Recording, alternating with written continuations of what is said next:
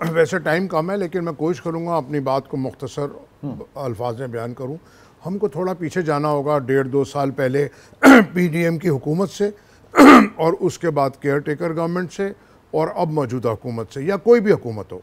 हमको ख़ास तौर पे जो पीडीएम हुकूमत सब तक ये देखना होगा कि आर्मी चीफ, आईएसआई चीफ और उनकी टीम के जो एडमिनिस्ट्रेटिव मेयर्स हैं की वजह से जो रिज़ल्ट्स आ रहे हैं बेहतर, और हर तरफ से जो चीज़ों को बेहतरी आ रही है, तो हमें ये देखना है कि ये एफबीआर के लोग या उनकी जिनसे कनाइवेंस है वो उन पॉलिसीज़ को ख़राब तो नहीं कर रहे। जैसे मियाँ साहब ने फरमाया, बिल्कुल सही कहा कि जो लोग ऑलरेडी डाटा मौजूद है, हमारे पास दुनिया का बेहतरीन डाटा मौजूद है नादरा की शक्ल में 1990 से। अगर विल हो एफबीआर की या गवर्नमेंट अथॉरिटीज़ की, तो उनको पकड़ना या उनको टैक्स नेट में लाना कोई मसला नहीं है। 1 क्लिक है, आपने सिर्फ एनआईसी नंबर डालना है और उनका पूरा डाटा, उनका ख़ानदानी शजरा नसब सब आ जाता है, ट्रैवलिंग का, गाड़ी का, मकान का। तो पहली बात यह है कि आपको टैक्स बेस बढ़ाना है, दूसरी बात यह आपको टैक्स रेट कम करना है। अब बात आ गई इस कॉस्ट की, जो कि मुझे लगता है कि जो बड़ी से बड़ी कंपनीज़ हैं, से कि मिसाल है हम मैकडोनल्ड की बात करें, बाटा की बात करें, वो भी ये कॉस्ट नहीं बियर कर पाएंगे। आम दुकानदार तो 35 लाख कमाना तो दूर की बात है, उसके तो तसव्वुर में भी नहीं है। तो बात यह है कि इसकी जो भी कॉस्ट हो जायज़ वो गवर्नमेंट खुद बेयर करे पर ट्रांजैक्शन। जैसे अभी हम सेल इनवाइस पे गवर्नमेंट 1 रुपया चार्ज करती है जो पीओएस के ऊपर है, तो वो चार्ज करे, नंबर 1। नंबर 2, जो इक्विपमेंट है, जैसे किसी भी कंपनी का अभी कितना कर रही है? 1 रुपी। 1 रुपी। और यहाँ पे बात हो रही है फी इनवाइस 60 रुपए या 35 लाख रुपए सालाना, विचएवर इज। देखिए, हमको ये देखना है, मैं फिर वही वाली बात करूंगा कि जो एंटी स्टेट, चाहे वो एफबीआर के मुलाजमीन हो, चाहे वो किसी और के मुलाजमीन हो, वो भी एंटी स्टेट काम करते हैं, बाहर के उसके ऊपर काम करते हैं। तो उनको देखना है कि यह पॉलिसी को ख़राब कर रहे हैं, हमारे मुल्क की डायरेक्शन ख़राब कर रहे हैं। जो पॉजिटिव चीज़ें आ रही हैं, स्मगलिंग पकड़ी जा रही है, करप्शन नज़र आ रही है, ठीक है ना। तो ये और जो मैं फिर मियाँ साहब की बात को इंडोर्स करूँगा कि उनका मकसद ये है कि वो लोग ना पकड़े जाएँ और ये दूसरी तरफ लग जाए, एक हंगामा क्रिएट हो जाए, कॉस्ट क्रिएट हो और धरने शुरू हो जाएं। जैसे कि एक धरना हमने बड़ी मुश्किल से ख़त्म करा है, जिसको हमने बंद करा है, और उसकी वजह से हमारे मुल्क में इस्तेहकाम आया है। तो ये लोग फिर चाहते हैं कि इस तरह का काम करके, यानी ये जो बिगाड़, ये पूरे सिस्टम में बिगाड़ भी हो सकता है काशिफ अनवर साहब, अगर इस तरह की कोई मुहिम जोई की जाती है जिसमें स्टेक होल्डर्स को ऑन बोर्ड नहीं लिया जाता, चीज़ों को रैशनलाइज नहीं किया जाता। एक बात मैं और कहना चाहूँगा, जैसे एक्सचेंज कंपनीज है, सिंध गवर्नमेंट ने, सिंध रेवेन्यू बोर्ड ने 3% चार्जेस लगा दिए हैं डॉलर के ऊपर। तो इसका क्या मकसद है कि 9 रुपया पर डॉलर में चार्ज करूंगा। तो इसका मकसद ये है कि वो लोग जो हैं वो प्रो काम कर रहे हैं, एंटी स्टेट काम कर रहे हैं, कि वो जो ग्रे मार्केट जब आप टैक्स रेट बढ़ा देंगे तो वो स्मगलिंग और ये सारी चीजें होती है ना, फिर ये काउंटर प्रोडक्टिव हो जाती हैं। जी, लास्ट में कमेंट चाहूंगा आपका काशिफ अनवर साहब।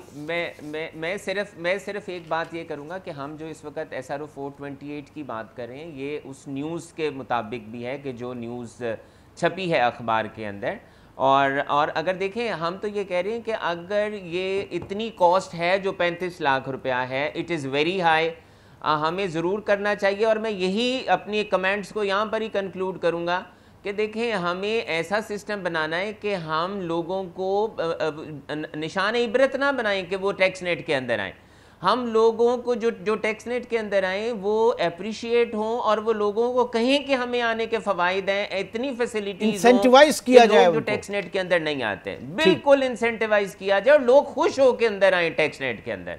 ठीक, जी नहीं मीर साहब, अब एक तो इसके ऊपर आपका कमेंट और फिर दूसरा ताजिर जो दोस्त स्कीम है आपकी, उसका अब लेटेस्ट जो स्टैट्स क्या हैं उसके, ज़रा वो भी आप शेयर कर लीजिएगा हमारे साथ।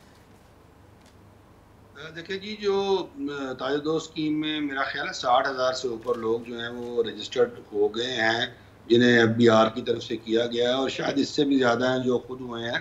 तो ये तकरीबन कोई 1,60,000 के करीब फिगर जो है ये पहुंचा हुआ है। तो लेकिन ये है कि बहुत थोड़ा फिगर है, अभी इस पर काम और भी हो रहा है। मैं सिर्फ इतना कहूँगा कि टैक्स जो है वो खुशी से कोई नहीं देता, ये टैक्स जो है ये लेना ही पड़ता है। और टैक्स लेने में जो है सबसे बुनियादी असूल जो होता है वो ये होता है कि टैक्स जो है वो मुनसिफाना होना चाहिए, जालिमाना नहीं होना चाहिए। अगर मुनसिफाना तरीके से सबसे टैक्स लिया जाएगा तो क्या एतराज़ है कि किसी पर जो है वो POS लग रहा है, अगर वो कारोबार कर रहा है, काम कर रहा है, तो जितनी उसकी आमदन है उसका उसे हिसाब किताब तो देना है। पहले हिसाब किताब देना है, बाद में टैक्स लगना है। टैक्स कितना है, ज़्यादा है, कम है, इस पर तो बहस हो सकती है, मुकालमा हो सकता है। इस बात पर बहस और मुकालमा हरगिज़ हरगिज़ नहीं हो सकता कि कोई कारोबार तो कर रहा है लेकिन वो अपना हिसाब किताब देने से कतरा रहा है या वो अपने हिसाब किताब को छुपा रहा है। तो कोई भी मुहज़्ज़ब रियासत ये बर्दाश्त नहीं कर सकती। और पाकिस्तान जैसी रियासत जो बहुत ही इस वक्त कमज़ोर हुई है मुआशी एतबार से, उसके लिए तो ये किसी सूरत भी काबिल कबूल नहीं है। लिहाजा हमें अपने रवैये और अपने तौर तरीके अब बदलने होंगे। इसमें कोई शक नहीं। इन्हीं लाइंस के साथ प्रोग्राम में मैं शुक्रिया अदा करूंगा ज़फ़र पराचा साहब, काशिफ अनवर साहब, नईम मीर साहब। और बात सारी यह है कि पूरी दुनिया में टैक्स कोई भी जज्बा हुब्बुल वतनी में नहीं देता, टैक्स जो है वो वसूल किया जाता है।